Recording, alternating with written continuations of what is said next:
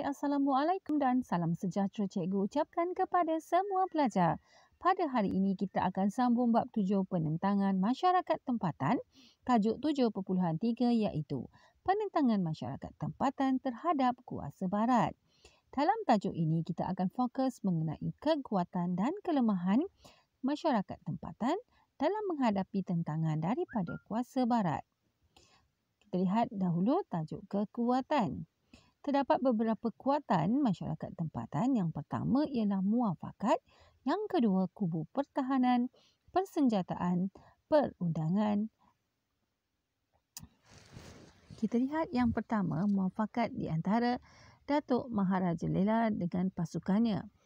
Pada 16 Oktober 1874, Sultan Abdullah Ngah Ibrahim, Datuk Maharaja Lela dan Datuk Sakur dan pembesar Melayu lain mengadakan Pakatan Sulit untuk menghapuskan JWW Birch. Pada 21 Julai 1875, satu mesyuarat penting diadakan di Durian Sebatang.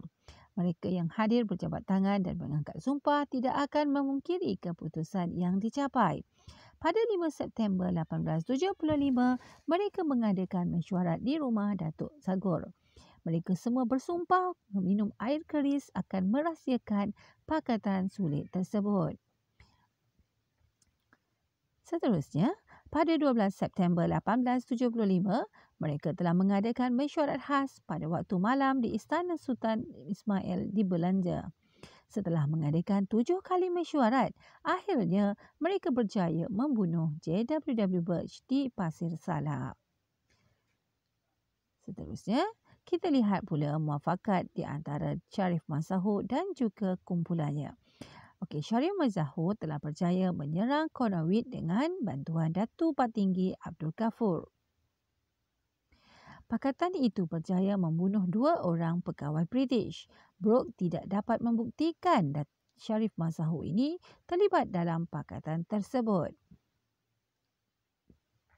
Seterusnya kita lihat kekuatan dari sudut kubu pertahanan Yam Tuan Amtah. Berjaya mematahkan semangat British pada peringkat awal penentangan kerana kekuatan kubu di Paroi dan juga kubu yang terletak di Bukit Putus. Kedua kubu semula jadi tersebut terlalu ampuh. Ampuh ni maksudnya kuat ya. Terlalu ampuh untuk ditembusi oleh British kerana terletak di atas bukit yang tinggi. Terdapat halangan ranjau dan juga pokok tumbang di kawasan hadapan. Kawasan kubu tersebut berbukit bukau dan dikelilingi oleh hutan yang tebal. Kemudian kita lihat pula kubu pertahanan retap. Berjaya mematahkan serangan keluarga Brooke sebanyak 2 kali iaitu pada tahun 1875 dan 1858 kerana keutuhan kubu Bukit Saduk. Kubu Bukit Saduk terletak di kawasan curam dan juga perbukitan yang tinggi. Kalau di sini kita lihat, bentuk muka bumi memainkan peranan yang penting dalam menyokong keadaan kubu pertahanan. Seterusnya kita lihat kubu pertahanan rentak lagi. Dikelilingi oleh hutan yang tebal dan juga bukit batu kapur. Terdapat halangan kayu belian setebal 2 kaki yang tidak boleh ditembusi oleh peluru. Rentap juga menggunakan meriam yang bernama bujang timpang berang yang diperbuat daripada besi. Ini pula ialah kubu pertahanan Mat Satur. Mat Satur mempunyai kubu yang dikenali sebagai Kota Mat Satur yang terletak di Kampung Kapayan Lama, Tambunan yang terletak berhampiran dengan Kota Mat Saleh di Tibabar. Kedudukan kota ini strategik kerana terletak di tebing sungai Sunsuron yang membekalkan sumber air. Kota ini menjadi pusat tinjauan kegiatan British. Kita lihat aspek kekuatan dari sudut persenjataan. Contohnya Dol Said. Beliau memperoleh bantuan angkatan tentera dari Rembau dan wilayah yang menjadi jiran Nanning. Angkatan tersebut menggunakan senjata jenis flintlock dan juga Snider rifles ketika membuat serangan hendap terhadap tentera British. Beliau juga menggunakan meriam kecil yang bernama Lela Rentaka yang mudah dibawa ke medan pertempuran. Kemudian kita lihat penentangan kelebihan dari segi perundangan iaitu Haji Abdul Rahman Limbong. Beliau memohon lesen pledar untuk membela para petani Terengganu di mahkamah dengan menggunakan hujah agama. Beliau menyatakan bahawa tanah yang dikerjakan oleh mereka ialah hak Allah Subhanahu Wa Taala dan rakyat bebas mengerjakannya tanpa perlu membayar cukai.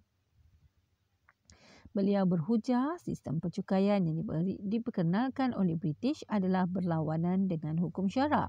Melalui perbicaraan tersebut, beliau menuntut hak mengerjakan tanah harus mengikut hukum agama Islam. Kemudian kita lihat pula kelemahan pasukan masyarakat tempatan menghadapi kuasa barat. Kebanyakan kebangkitan menentang barat British hanya dibenangi oleh masyarakat tempatan pada peringkat awal sahaja. Selepas itu, kebangkitan tersebut dapat ditangkis dan mudah ditewaskan oleh British. Kita lihat beberapa kelemahan. Yang pertama, penentangan bersenjata, ancaman perundangan barat, gagal mentafsir perjanjian dan juga tipu muslihat. Okey, kita lihat yang pertama iaitu penentangan bersenjata. British menggunakan meriam yang besar untuk menghancurkan kubu pertahanan Yang Tuan Anta. Yang Tuan Anta juga kehabisan peluru dan juga kekurangan ubat bedil. British berjaya menawan Paroi dan Bukit Putus. Yang Tuan Anta berundur ke Johor. Seterusnya, penentangan bersenjata Rentap Wira Bukit Saduk. Brooke telah berjaya menewaskan Rentap dalam serangan kali ketiga 1861. Brooke menggunakan meriam tembaga yang bernama Bukit Saduk dan juga angkatan tentera yang lebih besar. Brooke akhirnya berjaya menawan Bukit Saduk. Rentap kemudiannya terpaksa berundur ke Intabai. Okey, ini pula adalah kelemahan dari segi ancaman perundangan. Okey, dalam kebangkitan pada tahun 1922, petani di Kuala Telemong menentang peraturan baharu dengan membersihkan tanah tanpa mengambil pas kebenaran. Jadi, kebangkitan tahun 1925, seramai 300 hingga 500 orang petani berkumpul di Kuala Telemong dan membersihkan 200 ekar tanah milik Tengku Nik Maimunah dan 400 ekar tanah kerajaan tanpa pas kebenaran. Kemudian, kebangkitan pada tahun 1928, berlaku kebangkitan tani di Marang, Kuala Telemong dan juga Kuala Berang. Mereka mengisytiharkan perang terhadap British, menduduki balai polis, menduduki bangunan kerajaan dan mengibarkan bendera merah di Kuala Berang. Seterusnya, Haji Abdul Rahman Limbong telah pun ditangkap akibat daripada penentangan tersebut. Kemudian beliau dibicarakan di Kuala Terengganu. Beliau akhirnya dijatuhkan hukuman buang negeri ke Makkah atas kesalahan menghasut rakyat tempatan. Kita lihat pula kelemahan dari aspek gagal mentafsir perjanjian, iaitu Datuk Maharaja Lela Pahlawan Melayu. Tindakan Sultan dan Pembesar Perak untuk mencabar perjanjian Pangkur menemui kegagalan. Usaha membatalkan perjanjian tersebut perlu mendapat sokongan daripada British dahulu.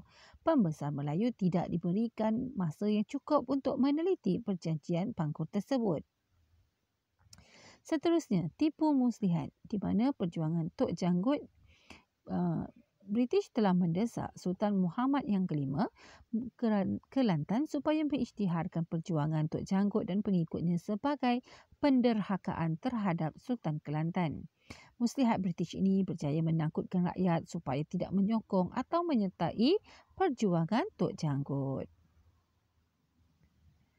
Okey, kemudian kita lihat tipu muslihat pula kepada Mat Saleh Pahlawan Sabah.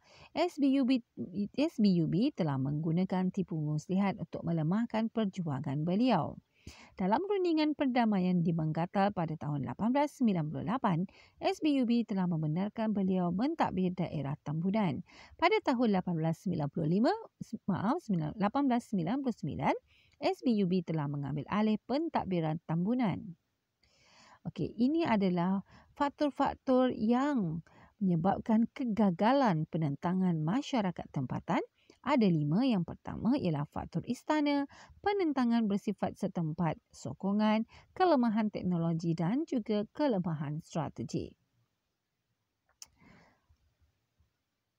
Faktor istana British menggunakan istana untuk memadamkan kebangkitan masyarakat tempatan.